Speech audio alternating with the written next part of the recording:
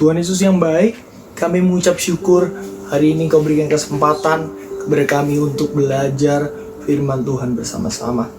Ya, kami mau siapkan hati kami untuk mendengarkan firman-Mu. Pakai hamba-Mu yang kosong ini untuk menyampaikan kebenaran dari firman. Biarlah Engkau memberkati umat-Mu. Biarlah firman ini dapat memerdekakan kami semua yang mendengarkannya. Dalam nama Tuhan Yesus, kami berdoa dan siap mendengarkan firman-Mu. Haleluya. Amin. Shalom sidang jemaat yang dikasihi oleh Tuhan. Jemaat GBI Sentral Taman Ratu yang saya hormati, terima kasih kesempatan yang diberikan Bapak Pendeta Rince Ingriwang dan Ibu Oktaria. Senang bisa berjumpa dengan Bapak Ibu Saudara semua, walaupun kita dibatasi oleh layar kaca. Tapi nggak apa-apa, nggak jadi masalah, karena Tuhan hadir di setiap rumah saudara dan saya. Tuhan hadir dimanapun. Jadi kita nggak jadi masalah, dimanapun kita berada, kita tetap bisa belajar firman Tuhan bersama-sama. Ya, hari ini kita akan belajar firman Tuhan dengan tema yang diberikan kepada saya, kemerdekaan di dalam Kristus.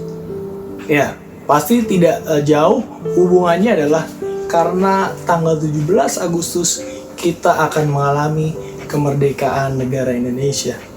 Ya, persoalannya adalah kenapa kemerdekaan itu terus kita rayakan, saudara? Karena penjajahan adalah sesuatu hal yang jahat, hal yang buruk, hal yang menjijikan sebenarnya, dan tidak layak bagi umat manusia. Di dalam penjajahan itu berkaitan dengan kesengsaraan, berkaitan dengan penderitaan, intimidasi, ketakutan hak hidup seseorang. Maka dari itu setiap bulan Agustus kita merayakan kemerdekaan negara kita. Nah, sekarang bagaimana kemerdekaan di dalam Kristus Yesus? Saudaraku yang dikasihi oleh Tuhan, jadi sebelum kita dimerdekakan oleh Kristus, kita sebenarnya ada di dalam penjajahan, saudaraku. Kita ada dalam penjajahan dosa. Tetapi bagaimana kita bisa merdeka di dalam Kristus? Galatia 5 ayat 1 berkata, supaya kita sungguh-sungguh merdeka, Kristus telah memerdekakan kita. Karena itu berdirilah teguh dan jangan mau dikenakan perhambaan. Jadi yang tadinya kita merupakan hamba dosa, kita dijajah oleh dosa, kita perlu bersyukur. Karena bagaimana caranya kita bisa mengalami kemerdekaan dalam Kristus? Itu dalam Yohanes 8 ayat 36, saya akan bacakan. Jadi apabila anak itu memerdekakan kamu, kamu pun benar-benar merdeka. Perkataan Yesus dalam ayat di atas terjadi apabila anak itu memerdekakan kamu, memiliki arti bahwa kemerdekaan yang kita terima bukan atas usaha kita, bukan atas jeripaya kita, tetapi itu pemberian Allah. Sebab Kristus yang memerdekakan saudara dan saya. Jadi hanya di dalam Kristus Yesus kita mengalami kemerdekaan yang sejati. Hanya di dalam Kristus Yesus kita mengalami kemenangan. Karena Dia memerdekakan kita dengan rela disalibkan di atas kayu salib. Jadi hanya di dalam Kristus kita bisa mengalami kemerdekaan yang sejati. Hanya di dalam Kristus kita mengalami kemerdekaan tersebut. Karena Kristus telah memerdekakan kita dengan darahnya yang mahal, dengan tebusannya di atas kayu salib, dan kebangkitannya yang menyempurnakan kemerdekaan saudara dan saya. Karena setiap orang yang percaya kepadanya tidak akan mengalami kutuk, dosa, dan maut. Oleh sebab itu pada hari ini mari saya undang kita semua. Saya undang saudara dan saya undang saudara yang di rumah untuk kita menerima Yesus Kristus sebagai Juru Selamat dan Tuhan kita. Berikan diri kita dimerdekakan oleh Kristus supaya kita dapat hidup dengan hidup yang berkemenangan. Jadi yang pertama, saudara, bagaimana kita bisa mengalami kemerdekaan di dalam Kristus adalah pertama kita harus percaya dan menjadikan Yesus sebagai Tuhan dan Juru Selamat kita. Lalu yang kedua, setelah kita menjadi orang merdeka, apa yang harus kita lakukan? Setelah kita dimerdekakan oleh Kristus, apa yang kita perbuat? Roma 6 ayat 22 berkata, tetapi sekarang setelah kamu dimerdekakan dari dosa dan setelah kamu menjadi hamba Allah, kamu beroleh buah yang membawa kamu kepada pengudusan, dan sebagai kesudahannya ialah hidup yang kekal. Saudara, setelah kita dimerdekakan oleh Kristus, setelah kita mengalami kemerdekaan di dalam Kristus, ada perubahan hidup. Yang tadinya kita merupakan hamba dosa, udah berubah, kita jadi hamba Tuhan. Udah berubah, kita jadi hamba Kristus. Artinya ada perubahan hidup. Perubahan hidup juga menandai adanya perubahan tingkah laku.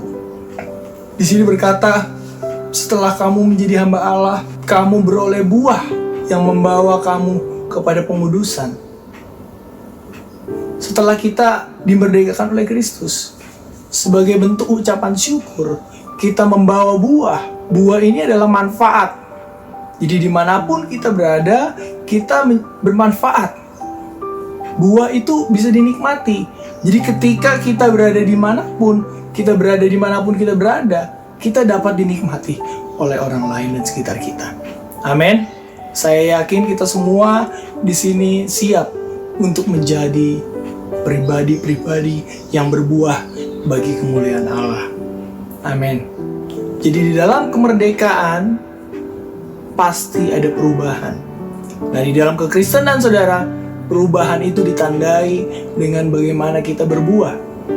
Jadi merdeka itu pasti berubah dan merdeka itu pasti berbuah bagi kekristenan. Nah, buah seperti apa yang Tuhan mau kita hasilkan? Yang pertama, saudara, adalah buah pertobatan. Saya mencatat ada 4. Pertama, buah pertobatan.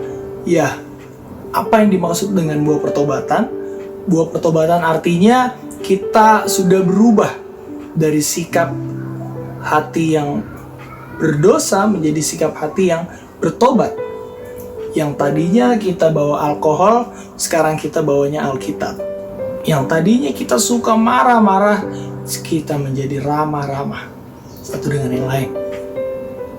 Artinya ada perubahan gaya hidup, ada pertobatan di sana. Yang tadinya gossiper sekarang menjadi worshiper. Yang tadinya apa?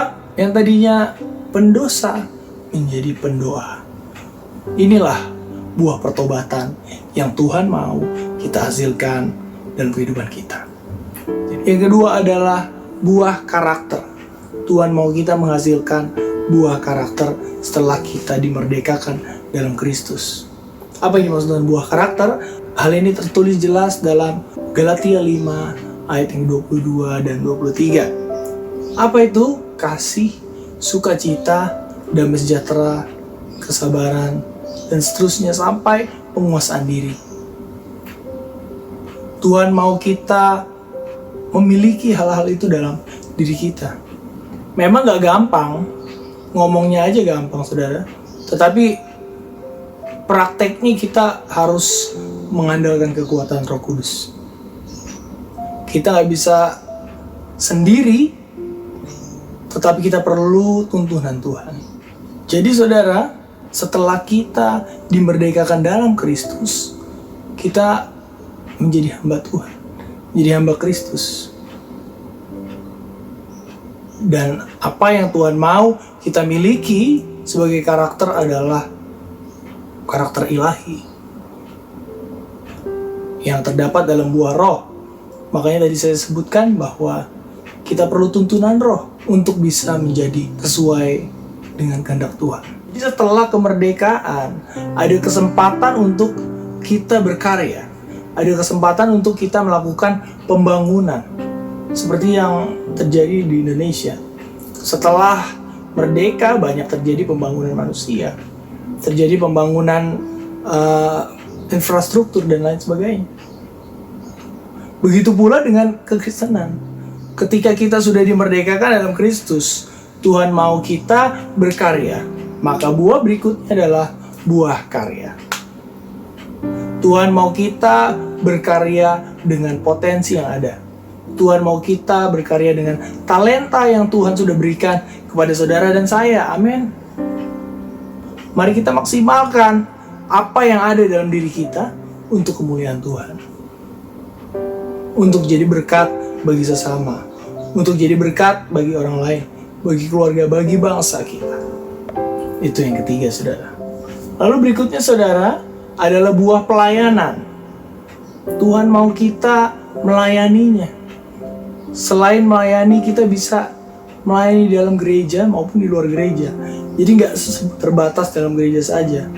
Tetapi jangan bilang kamu melayani di luar gereja kalau kamu di dalam gereja saja nggak mau melayani. Ya, makanya saya mengundang setiap jemaat lokal yang belum melayani saat ini, daftarkan diri Anda kepada koordinator untuk memberi diri, memaksimalkan diri, membuat buah pelayanan.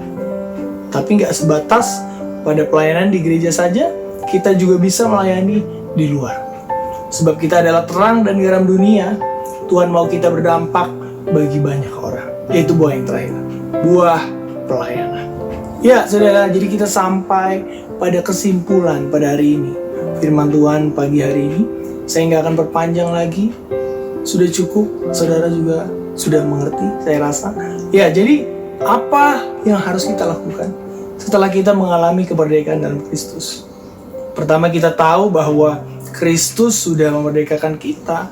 Makanya kita harus mengalami perubahan hidup.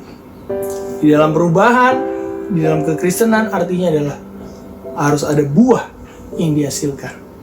Buah apa saja, saudara, tadi? Buah pertobatan, buah karakter, buah pelayanan, dan juga buah karya. Ya, saya yakin kita semua siap untuk menghasilkan buah bagi kemuliaan Tuhan. Oleh sebab itu, saudara, mari kita sama-sama tundukkan kepala kita. Kita mau berdoa dan mengucap syukur buat firman Tuhan yang sudah kita dengar pada pagi hari ini. Tuhan Yesus yang baik, kami mengucap syukur pada pagi hari ini Engkau sudah menyampaikan firman-Mu yang singkat ini, Tuhan, bahwa Engkau sudah memberikan kami dari dosa, Tuhan. Maka kami siap untuk menghasilkan buah bagi kemuliaan nama-Mu, Tuhan Yesus. Biarlah Engkau memakai kami semua yang sudah mengikuti ibadah ini dari awal, pertengahan hingga akhirnya, dan Engkau memberkati setiap kami juga yang melayani pada hari ini, Tuhan Yesus. Terima kasih Bapa, kami menyerahkan kehidupan kami dalam tangan-Mu. Kami mohon tuntunan-Mu supaya kami bisa terus menjadi hamba-hamba-Mu yang berkenan di hadapan-Mu, Tuhan Yesus. Dalam nama Tuhan Yesus, saya mengucap syukur buat firman-Mu pada hari ini. Haleluya, amin. Tuhan Yesus memberkati saudara dan saya, dan salam kemerdekaan. Merdeka!